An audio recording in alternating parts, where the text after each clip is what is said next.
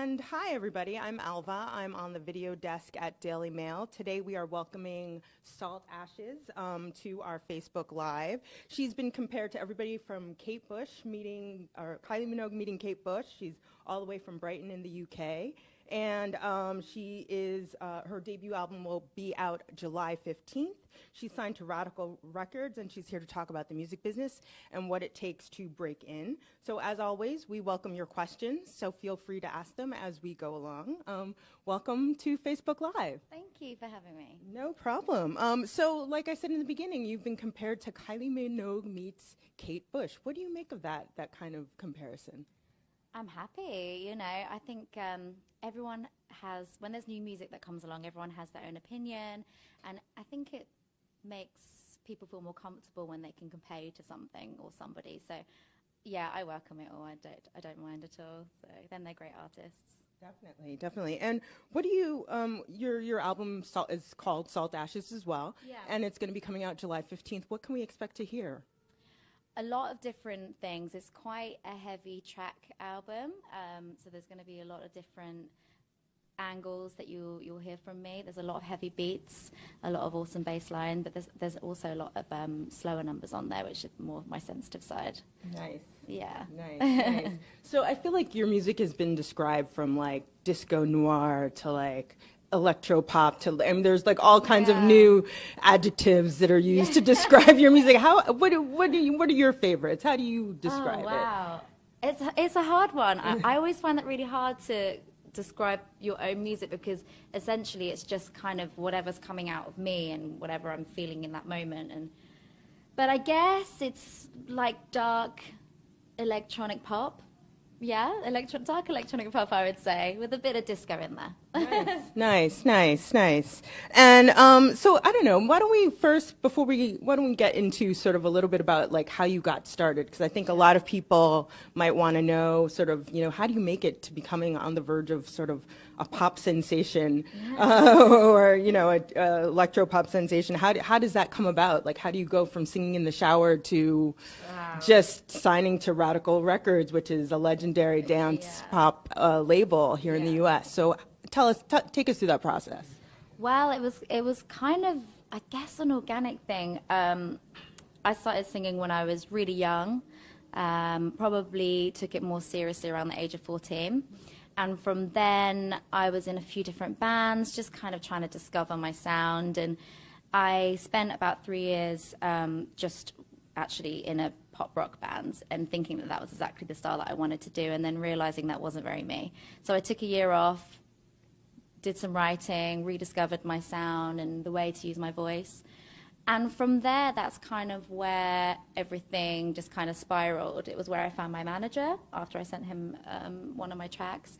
And then Record of the Day picked up one of the songs that we just put out on the internet, and that's where Radical discovered me. It was through Record of the Day. So it was all very organic and all through the internet, which is obviously such a great tool these days. Really, really. So do you think, how important was that tool for you? I mean, do you think you could have made it into Radical's sort of line of sight without the internet, or like maybe like 20 years ago before the internet kind of changed everything? Yeah, I'm not sure really, because obviously I'm based in Brighton, they're over here, and until we organised a meetup, we obviously hadn't met, and we probably weren't in the same vicinity, so the internet's definitely a big part in where I am now.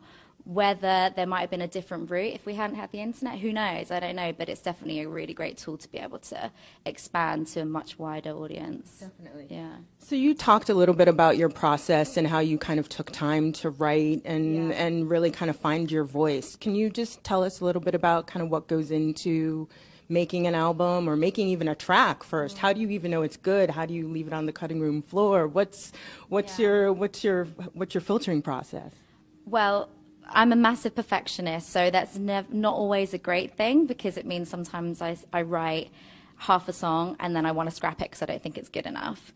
So that's still a learning process for me. I'm still trying to write something and go, no, just see it to the end and you know, it might end up being something which is good, because actually 90% of the time when I don't think something's good, someone else thinks it's great. But my writing process is very different. Sometimes I just start with a melody, and then lyrics kind of crop out with what I'm singing. I just mumble along, and then I kind of piece together what the words are making out, and then decide what I'm going to write the song about. And other times it's just, I'm going to write a song about this. It's flowing at me right now. So it's very different each time. Nice, nice. And so is there, you said you were 14 when you started singing. Did your parents kind of support you through that whole, did your parents support you through that whole process? Or what were their thoughts when you kind of, you know, let them know that this was something you wanted to do? It was a little bit of a battle. I think initially they were really happy. And then when the reality kind of set in later, when they realized how difficult actually being a musician is, I think they were a little bit worried.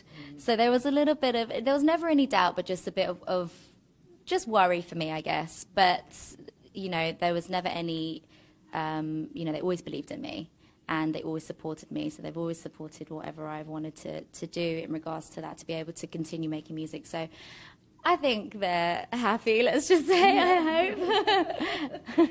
Definitely. And of course, if anybody out there in Facebook land has questions, feel free to let us know. We're happy to ask them. So keep it going. Wants to know, what are your musical influences? Good question. Musical influences, Giorgio Moroder, Daft Punk. I really like Kate Bush. Definitely early Madonna, especially the first album, Madonna, that's my favorite. And Sigur Rós. Nice. Yeah. Nice. How did you come up with the name Salt Ashes? Funny story, actually. It was quite simply, I like to walk quite a lot down in Brighton there's a seafront. I like to walk by the sea a lot. It clears my mind. And I was sat on the pebbles, because we don't have sand. I'm afraid. And there's this broken boat. There's quite a few boats along the seafront, and it just had the word Salt Ashes scratched on the side. And I thought I was going to use it in a song, and I had it for maybe a year or so, until it was never quite, there was never a song that I felt was good enough, or I could never kind of incorporate it in there. So eventually, when I was trying to think of a name, because for some reason I didn't want to use my real name, that just kind of sprung into my mind. A lot of people are asking if you would mind singing for us. Yes, that was going to be my next question. Can you do something a cappella for us? Really? There is a lot of requests for you. Okay. Shall I sing the single? Yeah. Yeah? Why not? Maybe a chorus? Yeah. All right. I'll do the first verse.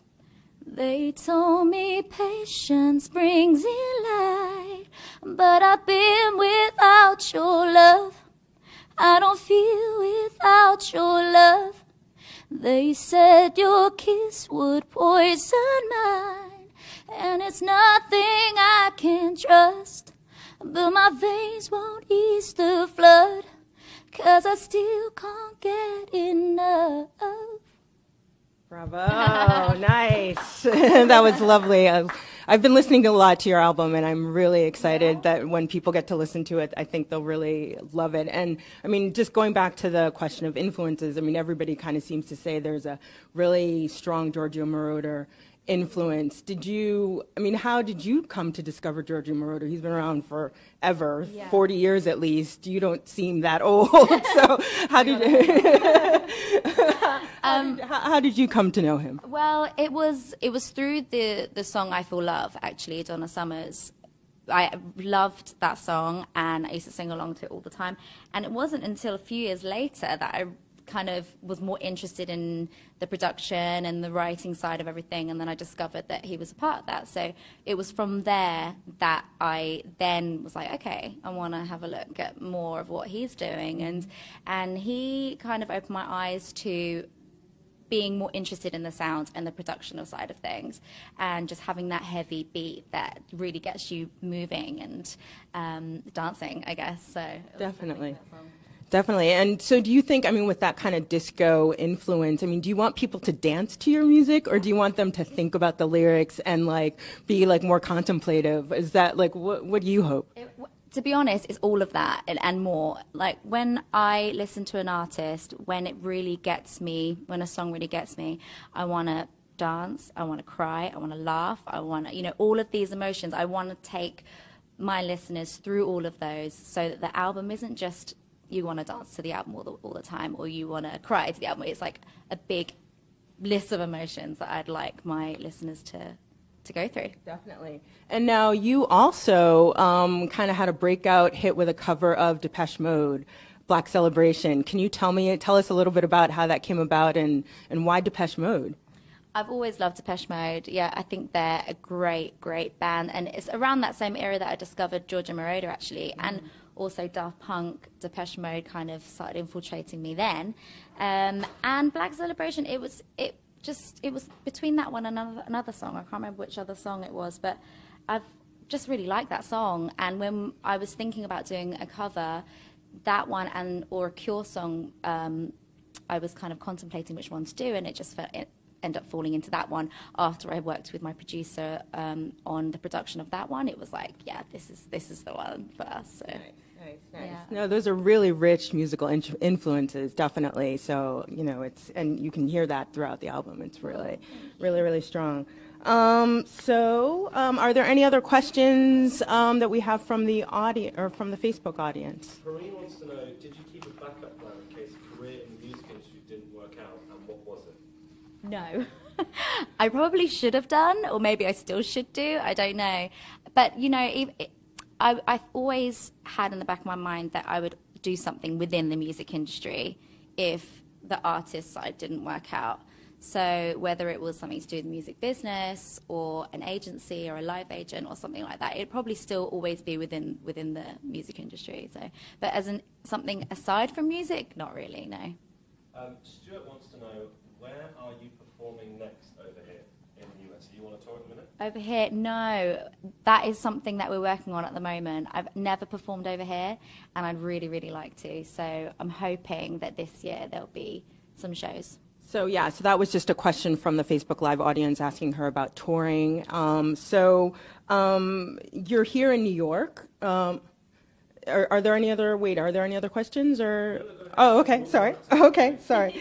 I wanted to just go back a little bit to just getting that record deal, because I know that's something that a lot of people maybe dream about, but you now have one. And you mentioned the internet was a really big, was a big tool for you. Mm-hmm. So I'm just curious, how did you know who to trust? How do you know, did you have to hire a lawyer? Did you have to let's get into a little bit more detail about, what you need to know going into just putting your music on the internet, how protective are you of that kind of stuff? Yeah. Talk to us a little bit about that. That's a good question, actually, because I think even when you've made a decision, there's always still that, worry. But with my record label, we've been working together for the last 3 years anyway. So they released the first single over here and then the next 2 singles as well.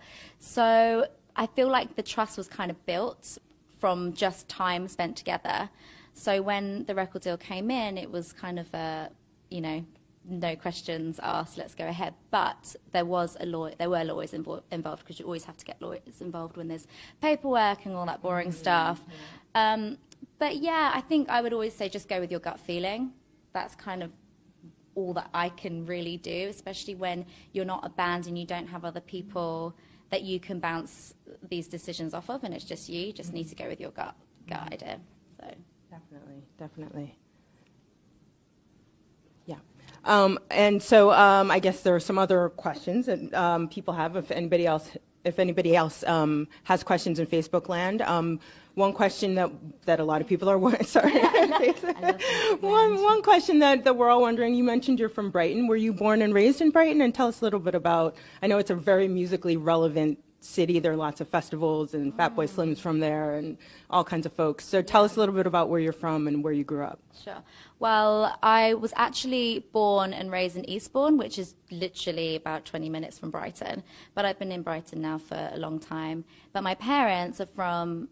My mum's Spanish and my dad's Mauritian, so they ended up moving to England, and I was born there.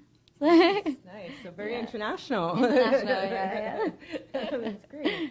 And tell us about, tell us a little bit more about Brighton. Like if we, for Americans who may not know, much about Brighton, why is it such a musically relevant city?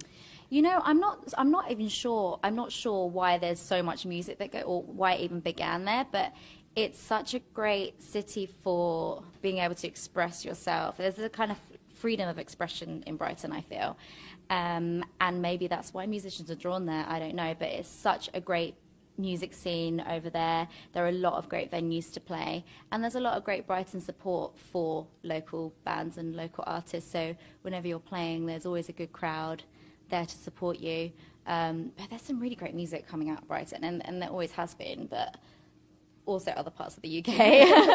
For sure. Yeah. Now, I think some of the folks out in Facebook land want to hear you maybe sing another song. I don't know if you have another song. Yeah, they really loved that last one. So I think if you have anything else that you want to sing off of your new album just to get people excited, you have a lovely voice, so why not? Okay, I'm just trying to think. Let's do If You Let Me Go, which was actually one of the previous singles. Okay. Here we go, just for you. Locked in and out of time, hands gripped, I analyze, left me on broken tiles. We can make it, mouth wide, you're out the door. Bruises they up before, discounting every law. We can make it right. Bravo.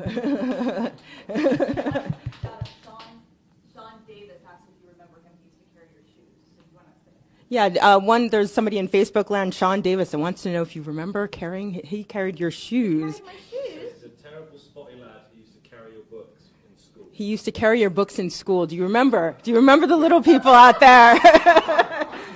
Sean Davis? Are you sure, Sean Davis? Are you telling fibs now?